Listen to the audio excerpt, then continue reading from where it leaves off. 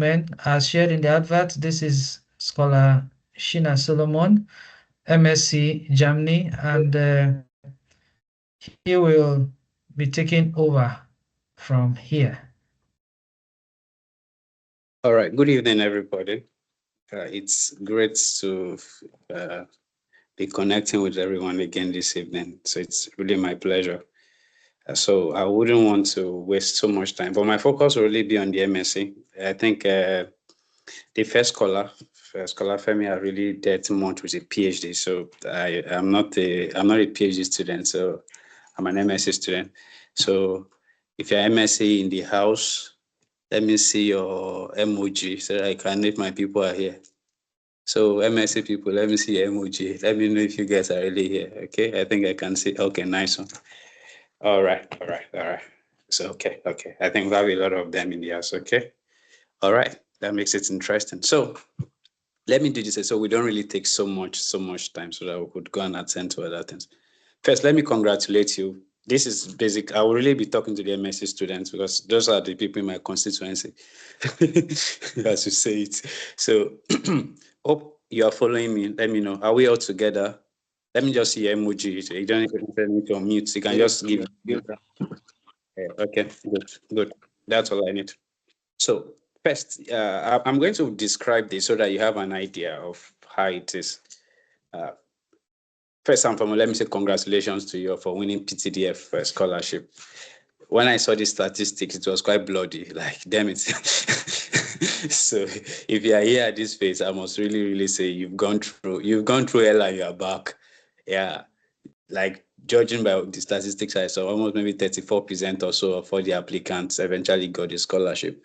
And fortunately for you, you are one of those one of those awardees, and I must really congratulate you.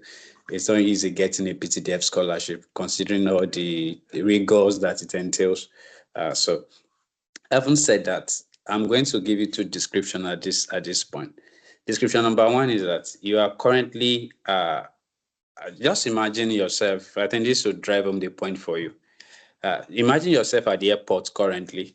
You've gotten PTDF scholarship. You're at the airport currently, and we only have two flights that will be coming to Germany.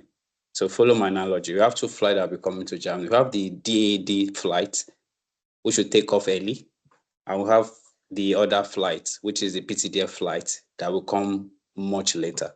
So basically, I will be discussing this in that using that analogy. So fortunately for me, I came on board to with DAD. So I'm a DAD scholar.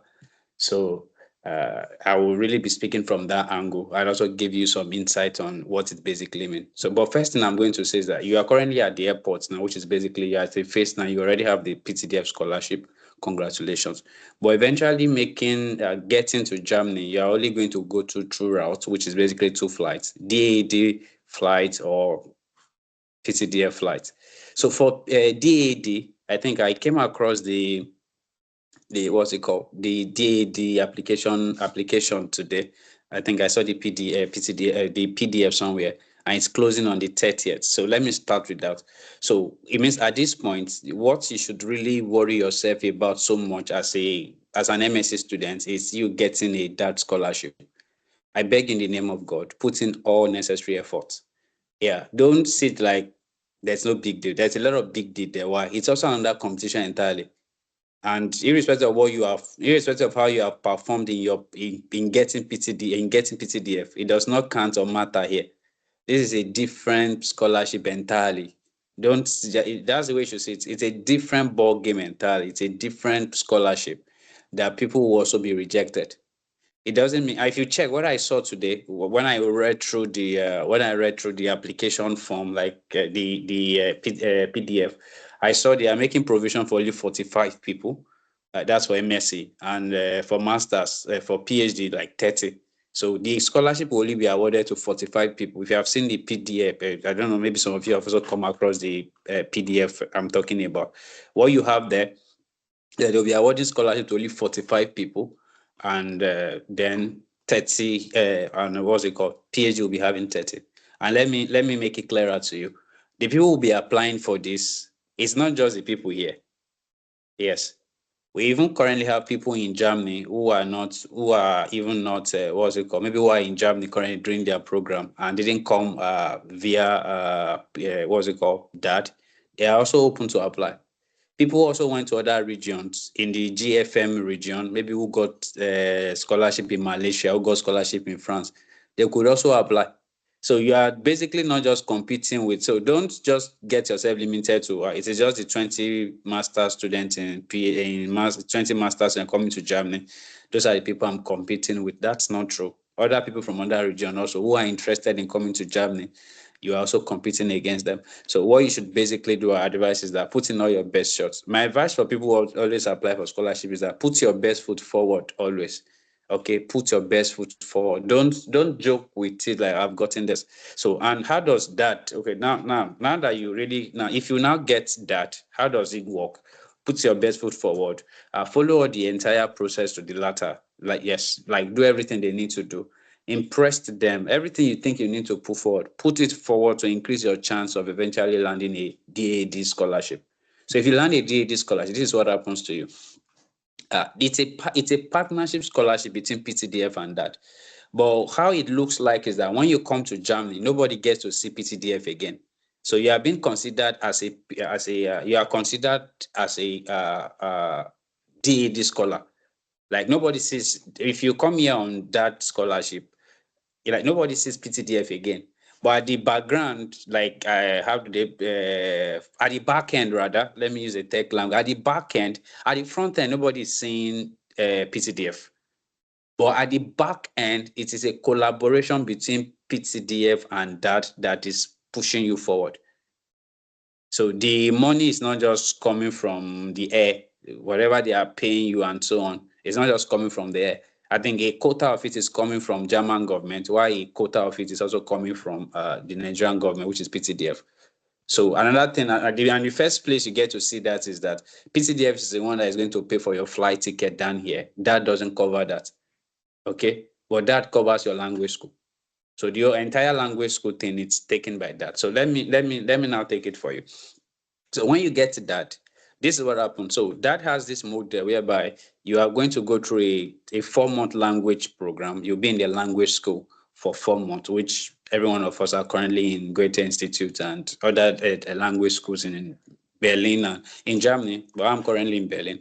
So for the next 4 months, we'll go through this language program whereby you will learn German. Okay, like you go through the entire program. Then when you are done, then you can now resume your semester in school. Okay, so everything is taken care of. It's not something you have to worry about. The accommodation, I heard somebody talking about accommodation before. Accommodation is taken care of by that in partnership with the institute, whatever institute they put you to, they take care of your accommodation and you're also given a stipend. So there's nothing you have to worry about. So you are fine. Okay, accommodation is taken care of and you're also giving your like monthly stipend while you're in language school. Okay, so by the time you leave language school, then you go to your school, then they start paying you whatever they need to pay you. And I think you are to sort out your accommodation from whatever they are paying you and so on. So that's another bug game entirely. So that's how that basically works. So another thing that happens with that, if you were able to get that, is that it increases your even at the embassy, you are giving priority. Yeah, at the embassy, you are giving priority. They are giving priority. Surprisingly, during our own time, people who applied in Abuja, some people applied, sent in Abuja, for example, sent a message, sent a mail to Abuja embassy, like on Friday. On Monday, asked them to come for their interview. You can see me. That's like that's basically prioritizing you over every other person. Okay, and why is it that way? Yeah, that scholar, you are basically being funded by their government, so nobody's seeing PTDF again. So that's what happens when you get. And for us that went through Lagos also, like in 4 weeks, we were already called to come over, and it was prompt though. So you are given prompts, like you attended to, you have this first class treatment. I think that best describes it sort of. You have a first class treatment when you have a DAT scholarship, and you are absolutely on them. And that's how they basically see you here also. So when you come here, you don't basically, in quotes, you don't basically have any business, you don't have anything PTDF to present to anybody. So every your presentation, I'm a DAT scholar. And that's all, because every of your document and everything they're going to give you will basically carry that. And that's how it works. So if you don't get that scholarship, it basically means that you have to come in through, what's it called? You have to come into Germany through the PTDF flight. You have to come to Germany on PTDF flight. And that's where the block account comes in. But you're not the one who is paying also. So it is PTDF who is basically funding your account, whatever. But that is not the route that brought me to Germany. But so, and but I know that's what it entails. You gain admission, but the only challenge with that route basically is that longer time. And I think, according to Prof, they are still trying to work on it to see a way that they could help PTDF scholars, like shorten that journey for them. I know many people during our set had applied, and I don't think anybody had been called for interview at the embassy or at the consulate. Okay, like more like longer waiting period. You would eventually come, but you will not be prioritized like they did for that. Okay, that does not mean you are losing your admission in any way, not at all. Okay, but it means that they don't really prioritize you like they will do for that scholar. That's the only difference. But that does not mean you are losing your admission or you will not come to Germany. You will come to Germany. That's what I'm saying.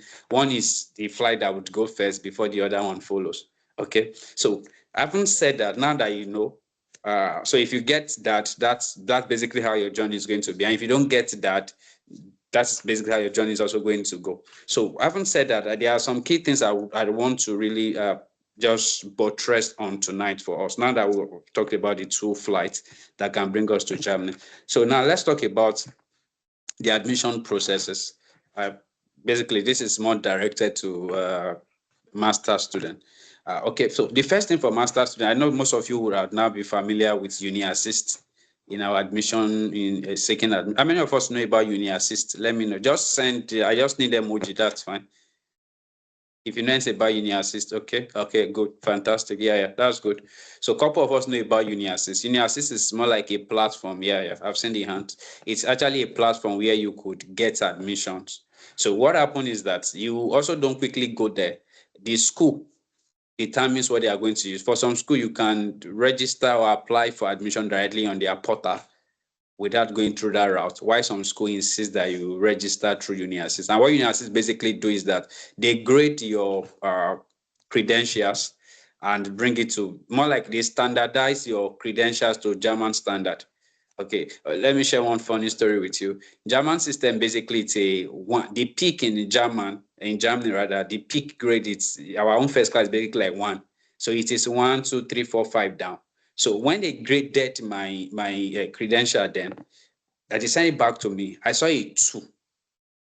I was like, what the hell is happening here? I was like, for me, I was scared. If you're having 2 point something, like, what's happening? You will be scared.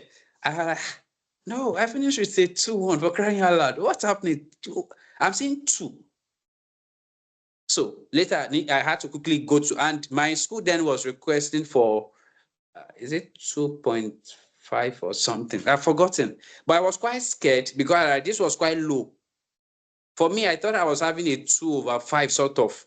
And when you look at our grading system, out of 5.0 grading system, and you're having 2 point something, you're in trouble already.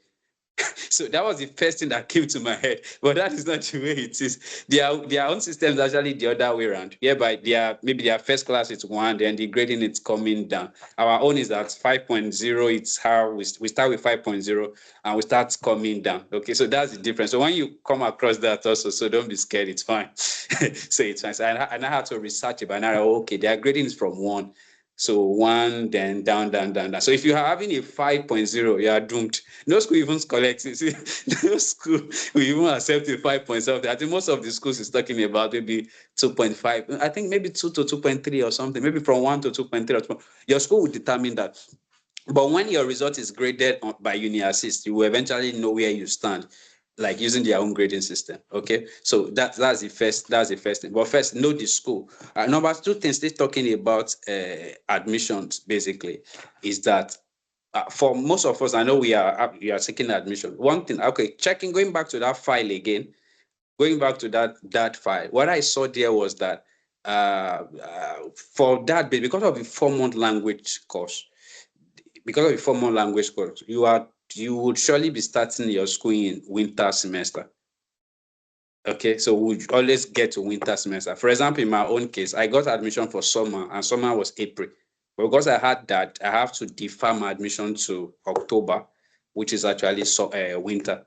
Okay, so when you're also getting admission, you should also consider that. But the challenge with that is that some people couldn't defer. Their school said they have to do another fresh application. But I was able to just send a mail to my own school, and I was able to defer. So one thing I may advise is that so that you don't have to do it again, maybe you can, it's just an advice. It may not be, maybe you should just be looking at winter semester rather than looking at April.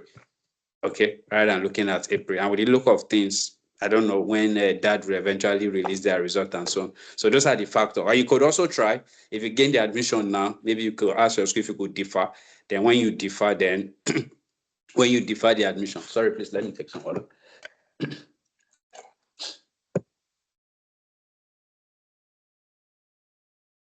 Sorry about that. So you cannot defer your admission. Okay, so that's another thing you can do. So I haven't talked about admission and uni assist. I think a lot of us know about it. University. I've been seeing some. I know some of you will be on the combined German scholars group, the WhatsApp group. I've been seeing some things. First and foremost, let me tell you something about German school. I know, for example, if you have the option of picking between University of Ibadan, where I finished from, and one school in maybe Sokoto, which school do you think you would possibly say? Government school versus government school, federal school, federal school. Which school will you think should have maybe highest quality of education? Which one do you think should have that? Can I get responses? Any school in extreme north, maybe like Sokoto, and maybe a school okay, let me even say a school let me say UI, and whatever any school in maybe extreme north, maybe in Niger or Sokoto or somewhere. Can I get responses? You can unmute and talk, please. You can unmute and talk. I just want to get a response. UI, right? Yes, The answer is UI. UI. That's good. But the truth is that is not the reality here. There's so much funding for education that if you're even schooled in extreme north, you will have access to the same quality of education like you are. I'll repeat that again. There's so much funding for education that irrespective of where in the country you get admission, either it is a popular city or not popular city. The only difference that will be there is that maybe the school size and population will be different, but you still have access to some of notable professor, best laboratory in those institutions. So because what I'm seeing is that a lot of people are just after I know you have done yourself first best 5 school in Germany, best 10 school in Germany. And the only thing you just want to do is that I have to go to one of these 10. I have to go to one of these 5. And I know because you are basically looking for best quality of education. But the reality is that it is not that way. You could still get the very good quality of education from any of those institutions, irrespective of where they are. Okay, put that at the back of your mind. I'm not saying you should not go after the top, whatever, but don't put all your egg in one basket. Why? Some of those schools are extremely competitive. Let me give you an instance. The school I had in mind initially to go because of the course I have was TUM. And I was looking at a course, information technology for built environment. That was the course I had in mind. So I'm giving you a practical example now. So that was a course. But this what's called winter, they would start paying fee like 6,000 euro per semester. That already told you they don't pay tuition, and PTDF also don't pay tuition. Anything higher than 1,500, PTDF does not pay. So where do you expect me to get 6,000 per semester from? Surprisingly, I got the same course in another institution entirely. The only difference there is that the names are not just the same. So why TUM is calling the course Information Technology for Built Environment, my school is calling it Digital Engineering. Check through the course. Surprisingly, digital engineering is even a course in civil engineering department. And what is it all about? It is just an interdisciplinary course, which is basically application of information technology to construction, right? Application information technology to built environment.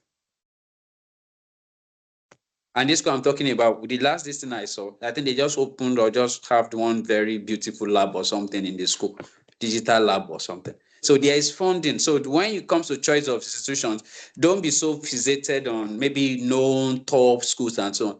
And bet me, I don't think there's any quality of education you even get in the worst institution yet. I'll be compared to, I will not say anything more than that. I'll be compared to where you're coming from. So the worst, their worst, our best is still competing with their worst. So just get in and get the best education that you want to get and move on. So that's the reality. So don't deceive yourself, don't deceive yourself. So that's the reality. All right. So I'm saying that so that some of us don't get so fixated or it is not a popular school, it is not a known school, it is not blah blah. That's not the reality here. Okay. That's one thing I want to say about your choice of institution. Okay, now I haven't spoken about choice of institution. Let me talk about your choice of course. One thing about your choice of course, I know some of you also may be fixated so much on it has to be discussed, it has to be discussed. Practical example again. I read civil engineering. Normally, if I had wanted to do my master's in Nigeria, I only have few options. Number one, I can only decide to do structures, which is structural engineering, highway, geotechnical, maybe do something in environmental. I don't think my options are more than that. I have very few options. And if you look at these courses, basically, they are not interdisciplinary courses. They are just basically something that is only in the built environment. But one of those things I've come to notice here is that there's so much interdisciplinary courses that you could focus on here for master students. So don't just be focused on I read statistics and the only thing I can ever do here is statistics. Or what you should be out here looking for is just statistics. No. Okay. For example, who would ever imagine that constructions like physical infrastructures would have anything to do with digital engineering? They are two worlds apart. But the reality is that we are moving to smart city and construction industry is also going to construction 4.0, which is basically application of digital technology or technology general in construction space. Okay, so while we have industry 4.0, the construction industry also is having its own construction 4.0. And it's the whole of this construction is just application of technology to construction industry. And we're talking about concepts like smart cities and so on, which are coming up, which is actually a city whereby you have a whole lot of the processes being technologically driven. Okay, so and I think that's the whole idea you should have when it comes to choice of courses here. Don't be open-minded. Don't streamline your opportunity. See, the word is big, so so explore. Okay, explore your choice of courses and don't just limit yourself. If you have to research about it, please do. Okay, so that's some of those things I said I should bring to your attention. So another thing is I think I've said that don't put all your eggs in big schools. Okay, explore. Okay, all right. So okay, some of those places you can also get courses basically is that you could check for courses on that website. Okay, on that website you have all the schools there. That's another place. Another place you could also get courses easily is that myguide.de. myguide.de. my my guide guide then .de. So you can also go to that website myguide.de. So you have all the institutions in Germany on that portal and you could access them. I think basically that's what I want to. I think that's all I want to just hammer for MSc students. So I don't think if you have questions, I think I'm done. I'm basically done. So if there are questions, then I could basically attend to them. All right. So let me have your questions now. Okay. I think Hello. let me start by reading out this question. It's from Blessed, and the question says, my question concerning that, is this for 2025 batch or Good evening, is Miss. there still opportunity for 2024 winter batch? Secondly, is the language class compulsory regardless of that scholarship? Okay. First, the what's it called? That application, the ongoing application. I think it's open for the requirement to participate in this DAD application is that you are a DAD awardee. Sorry, you are a PTDF awardee. Yeah, that's just requirements. There are people who are currently, for example, a friend currently in Germany. I'm coming, please. A friend currently in Germany came in through. He is even doing PhD. Came in through block accounts, PTDF. But why he's here, he applied for what's it called? He applied for the dad scholarship and he got it. So he's just going to the language school. So he had been here via what's it called? PTDF route. And there are other people also got it before in 2022, applied during our own set and also got it. So I think it's open to if that's why I'm saying the competition, you shouldn't just go to that portal, you pity the portal and look at how many of us are going to Germany. Okay, 20. Okay, they gave only scholarship to 20 people. Okay, this is 20 people I'm competing against in getting this that scholarship. Okay, 20. They said 45. Okay, I'm safe. They are not safe. A lot of people, there are a lot of people who are in Malaysia, France, who want to come to Germany. There are people from our own set who didn't get, I want to apply on this. There are people who are going to Germany who also want to come to us.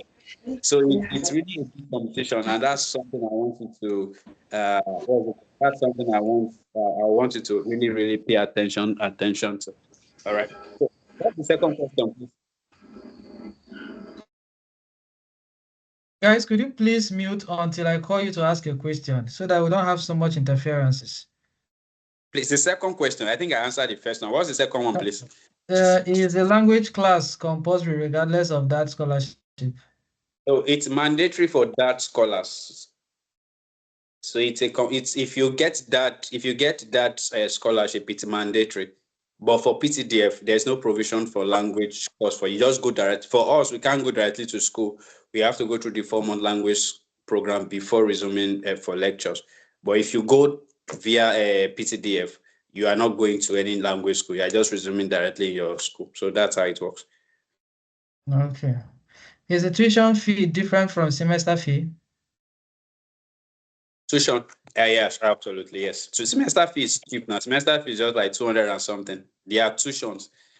So tuition and semester fee are two different things entirely. It will be when you go to a school website, they will basically state the whole of those information. So any course, another thing you should do is that when you are searching for courses on that website, one thing you should do is that you can basically filter. Yeah, you can filter, just filter no tuition or say tuition between so to so. So they will basically bring out all the institutions, all the courses rather, and those with tuition and without tuition. So you will see it there. So it's just go. I think that portal, that website basically done the job for you. Just filter. You can even filter to the extent of filtering maybe a state or the location where you want to search the school, or maybe a general search in Germany.